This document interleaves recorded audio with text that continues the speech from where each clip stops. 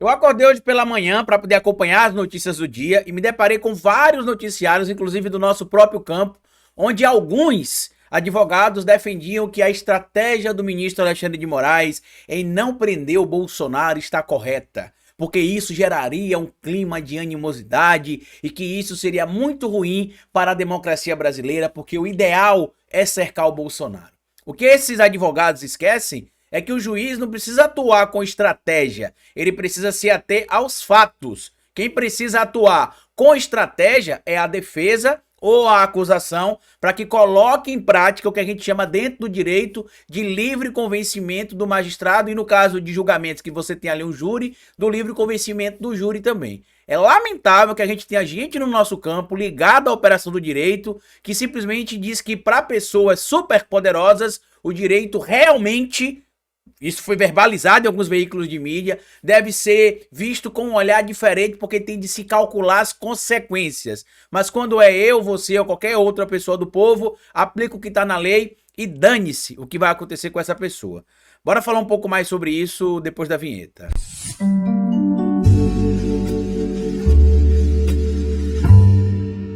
Pois bem, meu povo, antes de seguir esse vídeo, eu queria pedir a você que deixasse like no começo do vídeo, porque se deixar lá pro final você esquece. E queria pedir a você também, se puder colaborar com o nosso trabalho, que seja membro do canal, apoiador. Lembrando que a gente tá numa campanha aqui no canal para poder bater aí o número de membros e apoiadores. Chegando ali pelo menos a 1000 membros do canal, a gente vai liberar um curso todo mês para vocês. Atualmente a gente tem 2 cursos para membros e apoiadores do canal e também para os seguidores, mas eu vou privar esses cursos essa semana, vai ficar só para membro e apoiador do canal. E se a gente bater a meta do Apoia-se, ou se a gente bater 1000 membros aqui no clube de membros do YouTube, a gente vai liberar um curso por mês, tanto para membros do canal quanto para apoiadores. Nesse momento a gente está com 509 membros aí, passamos da marca de 500, então vamos chegar agora à marca de 1000, para que esse canal exista tranquilamente, sem ficar preocupado só com a monetização do YouTube, para poder custear as coisas que a gente tem aqui, inclusive processos, e eu vou entregar para vocês em contrapartida um conteúdo de qualidade. Caso você queira colaborar de outra maneira, tá aqui o nosso Pix também. Você pode colaborar com quanto quiser, quando puder e se puder. Hoje eu quero conversar com vocês aqui porque lá em 2019 eu decidi estudar o curso de Direito. Por quê, Carlito?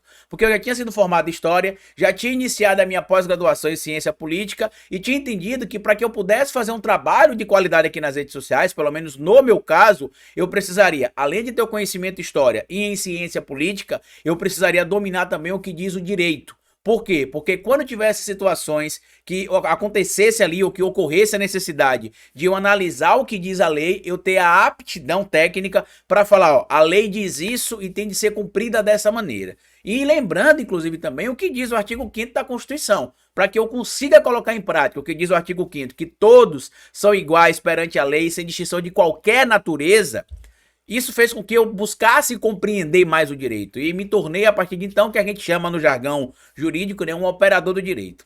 E desde a situação da ida do Bolsonaro ali na embaixada da Hungria, no dia 12 de fevereiro até o dia 14, a gente tem visto aí, ouvido e lido várias opiniões distintas nas redes sociais, em veículos de mídia do nosso campo, em veículos de mídia do campo mais tradicional, em veículos de mídia da extrema-direita, informações de que o Bolsonaro deveria ser preso, outros dizendo que o Bolsonaro não deveria ser preso, outros dizendo claramente que o Bolsonaro violou o que estabelece o artigo 312 do Código de Processo Penal. A prisão preventiva poderá ser decretada como garantia da ordem pública, da ordem econômica, por conveniência da instrução criminal ou para assegurar a aplicação da lei penal. Por que é importante? Tem mais coisa aqui que eu vou ler já já, mas por que é importante para nesse ponto para explicar que é para assegurar a aplicação da lei penal? Porque caso o Bolsonaro fuja do Brasil, a gente não vai ter a garantia de que ele vai pagar pelos crimes que ele cometeu. E eu até estava vendo uma entrevista hoje de um jurista até renomado, que é um dos um operador do direito, melhor dizendo, né, renomado, que é um dos responsáveis ali, inclusive, pelo processo de inelegibilidade do Bolsonaro, dizendo que neste momento a atuação do ministro Alexandre de Moraes está correta. Ele tem de ter estratégia, porque ele tem de pensar, será que a prisão do Bolsonaro nesse momento seria uma coisa boa? Será que a prisão do Bolsonaro não criaria um clima de oba-oba? Não teria reflexos políticos? Quem segue esse canal aqui há muito tempo tem acompanhado, que eu venho citando aqui, o caso da reorganização da extrema-direita global. Eu citei, por exemplo, a situação de El Salvador e a a propaganda que se faz ali do regime do Bukele como sendo um exemplo de que eles querem mostrar que a extrema-direita é forte, que resolve os problemas do mundo. Eu mostrei também que o discurso do governo de El Salvador, do governo da Hungria, do governo da Itália, do representante da primeira-ministra da Itália, do Javier Milei e de outras regiões aqui do Brasil, da América Latina e do mundo, e da América Central e do mundo, né, trazem informações ali idênticas. E isso mostra que a extrema-direita ela está unida globalmente. Quando eu disse aqui, por exemplo, que existiu o risco de Bolsonaro fugir, antes mesmo, tá? Antes mesmo de a gente saber que ele tinha fugido já, né? Ele tinha se exilado na embaixada da Hungria por 2 dias, justamente no período que ele imaginava que ele seria preso, porque foi quando teve a prisão ali do Valdemar da Costa Neto, teve a prisão dos assessores dele também, teve a prisão do seu passaporte, ele foi e se escondeu lá. E aí eu já tinha dito aqui em algumas oportunidades que ele podia ir ou para os Estados Unidos, se o Trump vencer a eleição lá, que ele poderia ir para a Hungria, que ele poderia tentar ir para a Itália. Eu citei isso verbalmente aqui no canal em várias oportunidades. Não foi uma vez, não foram 2 vezes, foram várias oportunidades. E recentemente a gente trouxe aqui no canal, inclusive, também, que a possibilidade da fuga do Bolsonaro era tão real que a gente tinha um caso que a polícia estava investigando do Felipe G. Martins, assessor de assuntos internacionais ali do Bolsonaro, que viajou do Brasil para os Estados Unidos junto com Jair Messias Bolsonaro, mas não tem a saída dele do Brasil. É como se ele não tivesse embarcado no avião. Mas lá nos Estados Unidos da América, na alfândega, ele desembarcou. E isso mostra, por exemplo, que se uma pessoa que não tem o poderio econômico do Bolsonaro, a rede de proteção global que ele tem, conseguiu se evadir do Brasil sem ser identificado, imagina o Jair Messias Bolsonaro, que pode ir para um evento, por exemplo, no Paraná, ou no Rio Grande do Sul e se evadir para algum país aliado ali na região do sul do Brasil. E de lá evadir-se também para outra região do globo e ficar impune pelas 700 mil mortes que ele foi responsável, direto ou indiretamente, por ações e omissões, pelas milícias digitais, pela falsificação de cartão de vacinação, pela tentativa de golpe de Estado brasileiro, pelo 8 de janeiro, pela prisão de muita gente que está presa, né, que tudo bem que para ser demovida ao passo de ir para Brasília, quebrar tudo, tem que ser muito burro, mas que foi demovida por pessoas ligadas ao clã Bolsonaro e que financiou ali, de acordo com o que a gente já tem aí, as investigações têm apontado, financiou os kids pretos, né, ali, pessoas ligadas ao governo, ao próprio partido do Jair Messias Bolsonaro, em tese, é o que tem apontado as investigações, e aí eu tenho de ler esse tipo de coisa, ou ver esse tipo de coisa. Não, porque o Ministério de Moraes está correto, ele não pode prender o Bolsonaro agora, porque isso geraria um problema, poderia ter impactos políticos. Deixa eu explicar uma coisa aqui para alguns operadores do direito que talvez entendam de direito, mas não entendem da ciência política, tá? O eleitor, ele se conecta com o político pela conexão que ambos têm da maneira de se comunicar, da maneira de falar, da maneira de se posicionar. Não é por causa de um projeto político. Quem se conecta com o político por um projeto político é a minoria. São as pessoas ali que a gente chama de escolásticas no geral, que param para ler o projeto, para ler ali a ementa do que vai ser implementado. Quem seria o corpo de membros ali que formaria aquele governo, seja a nível municipal, estadual ou federal. No geral, o povo não analisa assim. Por isso que vocês veem, por exemplo, muita gente pobre que é impactada pelas políticas sociais do governo do Partido dos Trabalhadores, sendo bolsonarista, porque o discurso do Bolsonaro é fácil e conecta essas pessoas ao movimento que a gente chama de movimento bolsonarista. Então, além de se ter isso, existe uma coisa chamada memória afetiva também no universo da política também, tá? Vocês vão lembrar que em 2014, por exemplo, quando aconteceu aquela tragédia envolvendo a queda do avião do Eduardo Campos, se a eleição acontecesse em agosto, o segundo turno da eleição seria entre Dilma Rousseff e Marina Silva, não seria entre Aécio Neves e Dilma Rousseff, como foi. E por que o segundo turno não aconteceu com Marina e Dilma, já que esse impacto ali da morte do Eduardo Campos teria gerado um impacto emocional na população e isso teria ajudado ali a Marina naquele momento a crescer nas pesquisas, ao passo de ter ultrapassado o Aécio Neves, porque as pessoas ficaram comovidas, elas foram afetadas pela tragédia, e por conta disso, isso refletiria o resultado nas eleições, tanto que a morte de Eduardo Campos acontece em agosto, só que a eleição só é em outubro, no início de outubro. Então a população teve todo o mês de setembro para absorver aquela perda ali do Eduardo Campos e entender que a política era muito mais do que você votar um candidato por comoção. A gente teve um fato recente agora em 2022. A própria Raquel Lira, que é governadora do estado do Pernambuco, venceu a eleição porque no dia da eleição seu marido faleceu e estranhamente ali, né, a gente viu ela que estava ali atrás nas pesquisas, ultrapassou a Marília Reis, que aparecia ali liderando as pesquisas em alguns cenários e venceu a eleição. Inclusive diferente do que muita gente imaginava. O impacto da tragédia que afetou naquele momento ali a Raquel Lira teve resultado imediato na eleição de 2022. O que é que eu quero dizer com isso? Se vocês não querem prender o Bolsonaro agora, juristas, né, e operadores do direito que acham que o Alexandre de Moraes não tem de ser até aos atos e nem tem de ser até a lei. Ele tem de dar uma de Sérgio Moro e ser enxadrista, planejar cada passo, cada jogada. Para vocês que pensam assim, se a gente prender o Bolsonaro hoje, de acordo com o que a lei estabelece, o impacto nas eleições seriam muito minimizados. Por quê? Porque a gente ainda está em março. Então teria tempo para outras figuras substituírem o posto do Bolsonaro. Se o Bolsonaro for preso lá para junho, julho, agosto, aí você vai ter um impacto na eleição diretamente. O aumento de prefeitos e vereadores eleitos ligados à extrema-direita, porque eles vão vender a narrativa de que estão sendo perseguidos, e como vai estar muito próximo do pleito eleitoral, a narrativa vai pegar, porque eles se comunicam muito bem nas redes sociais.